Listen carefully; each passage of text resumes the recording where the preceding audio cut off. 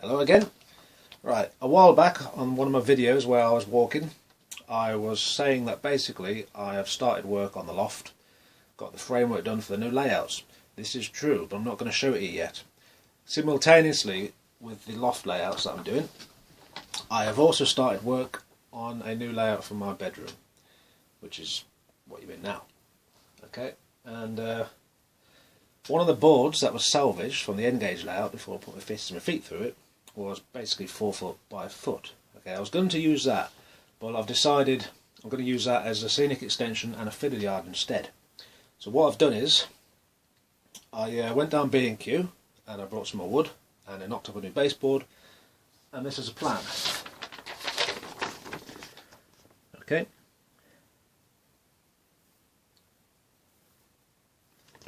And from this point here, it will extend outwards, scenics, and then fiddle yard, whatever. The track plan itself is completely freelance, my own invention.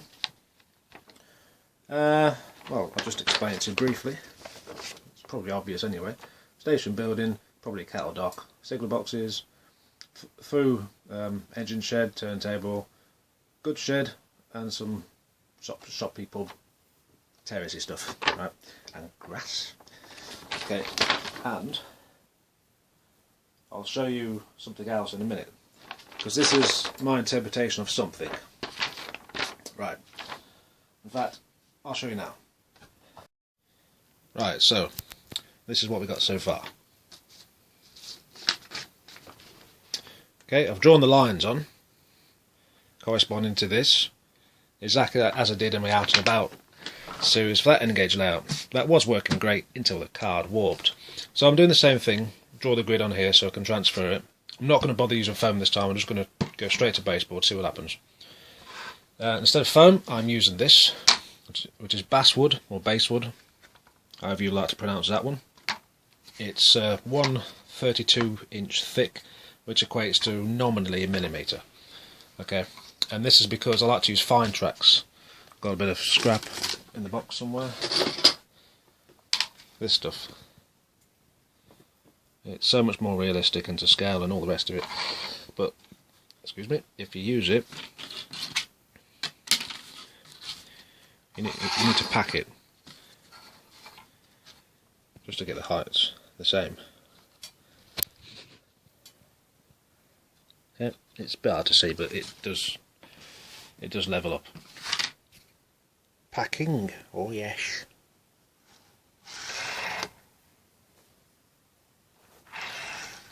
Mr. Bob is on. No issue, that's lovely.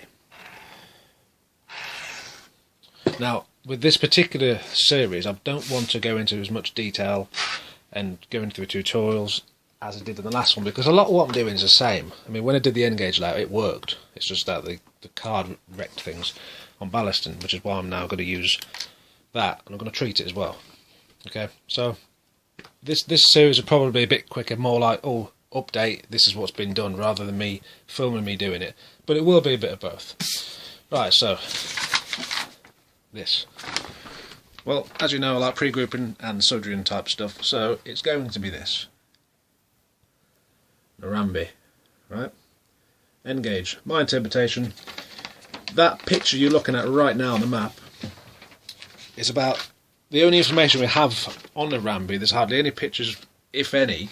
The only information is that BR engines come in occasionally, that's it. So this is orientation, if you look at the little north sign here, there. That's kind of how you're looking at it. There's some buildings around the station, because you have buildings around the station here. But most of the town is sort of top left, so it'll be off scene, or some of it on the board kind of here-ish. Okay, I've got the grass in the same kind of place, so that's what we're after. It gives me a good excuse to use ready to run BR engines. In this case it's an LMS engine, but that would have come in before probably.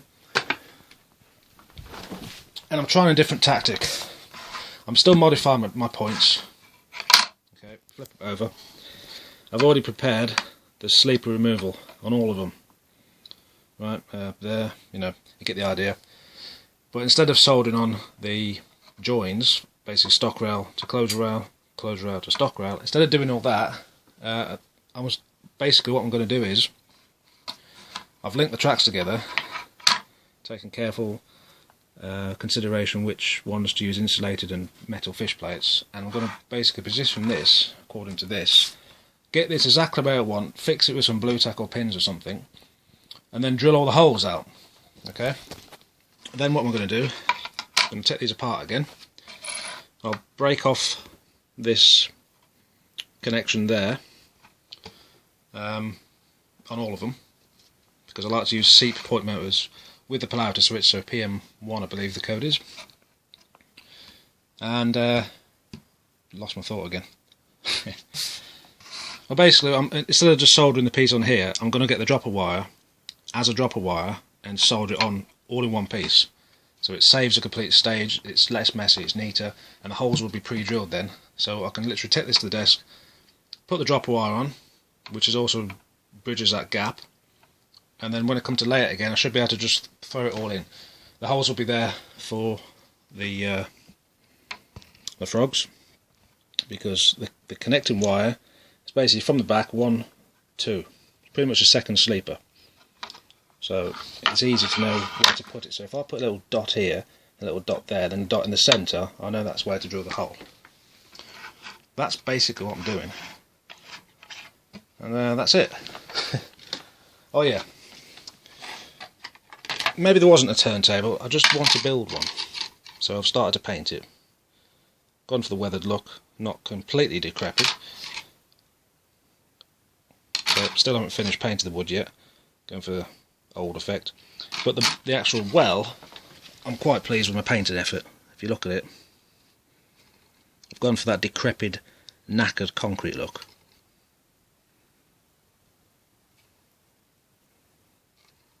And the way I've done this was to basically use enamel paints and keep washing it with various colours repeatedly until the paint purposely, or I primed it first, but you get it so the paint crazes. It basically shrivels up and goes all, well, like this, moulding, all cracky. And then once that's happened, you then keep giving it washes, and then the cracks that have been made, the paint goes into them, and you get this nice buggered up concrete effect. So, you get the idea. Now this has contacts in it, so once it's wired, you can literally just get the table and do that. Just turn that piece, and it should work. But I might mechanise it or something. I think I'd rather mechanise it than put in point motors, to be fair. So that's what I'm doing with that. Oh yeah, another thing. Gauge Master capacitor discharge unit. Well, these are not the original capacitors. I brought them because I buggered this up before, because the connection snapped here and here. So the good lads at Scale 4 gave me the information I needed to buy the right one, which is that one. 40 volt 2200, looks like a funny U, then an F. I'm not sure what it means. But I've tested it, it works. So that's a repair job done cheaper than buying a new one. So I've got my little rig and it works.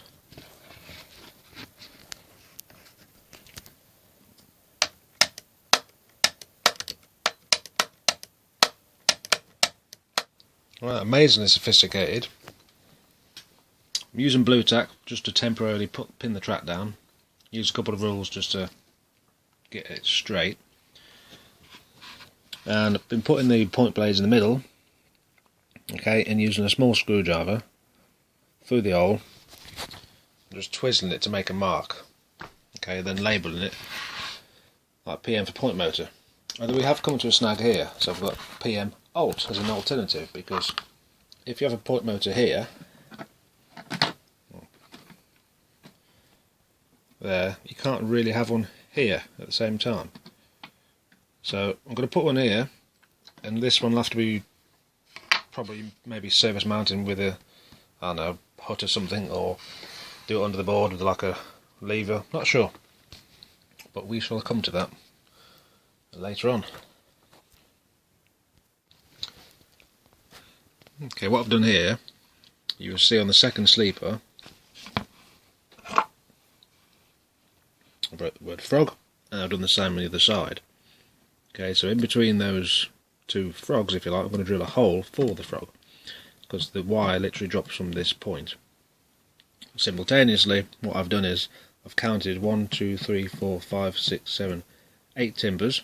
Okay, so between the 8th and the 9th from the back, these are the webs underneath that I removed earlier. So when I join these two rails together and these two rails together, I'm going to make the dropper basically drop in there. Hopefully do it in one shot. So that's all the holes marked out for electrics. And obviously the next stage will be to take the points out that way and drill the holes. So, point motor, drill a big hole. The feeds, drilled normal small hole, whatever. And the frogs, again, normal type small hole. So everything's marked out where I need to drill the holes. Shouldn't be too hard.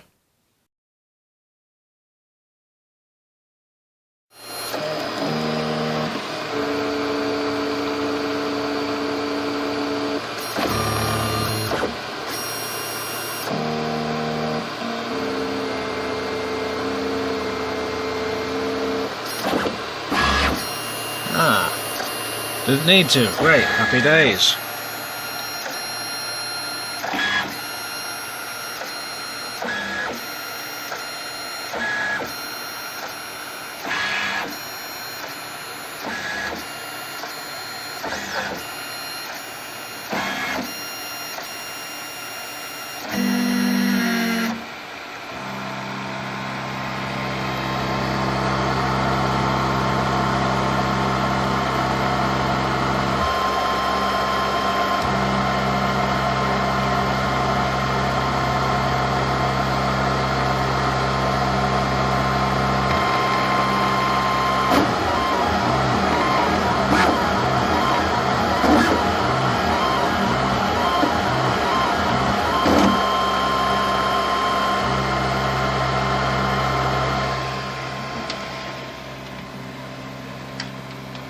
So, what am I making?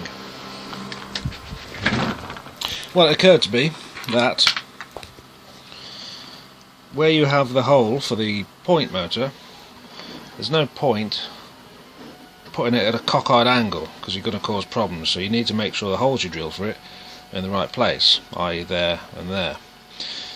Before, what I'll do is I'll drill the hole first and I'll place this point motor over the top and fiddle about trying to get that exactly straight so it doesn't move, and it's a bit awkward. I got away with it, but it was a bit awkward. So this base plate, I'm basically copying it, and I'm just going to place it over the top and drill the holes. And I'll probably make it available on Shapeways for a few pence as well. So that's what I'm doing, and I think it's going to make life a lot easier, a lot more accurate, a lot less stress free.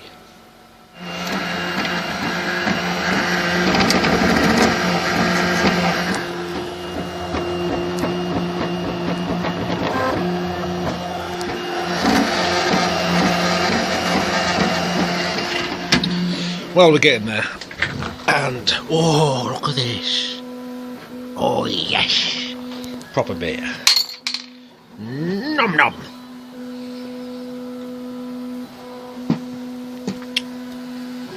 Right.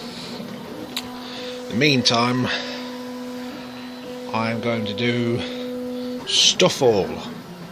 Actually, I changed my mind. The big drill's upstairs, but I can't bother to go and get it, so this will do. I'm only drilling through 9mm of plywood anyway, so it's not exactly that hard. When it comes to the point motor ones though, I will be using the drill for that, because the hole needs to be significantly bigger. But for these feed ones, nah, this will do. I'll have to hoover up my bed afterwards.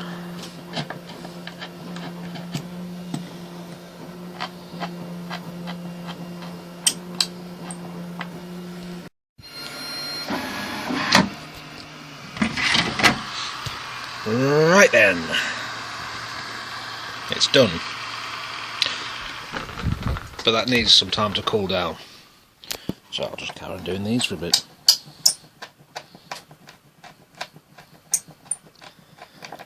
Might make some of the holes bigger, find out later.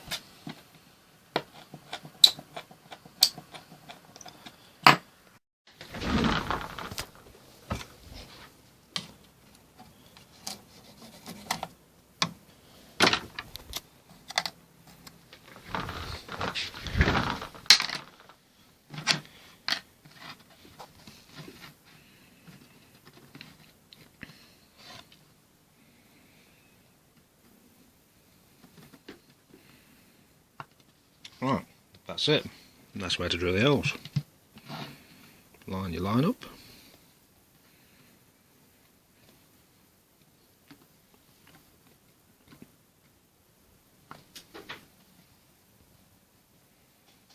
Simple as that.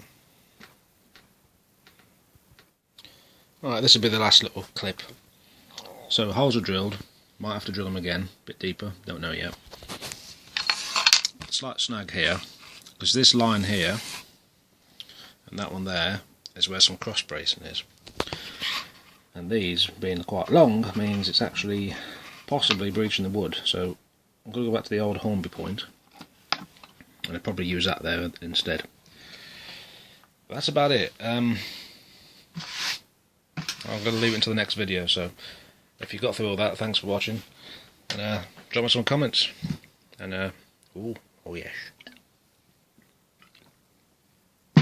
nom nom, he's good, isn't it?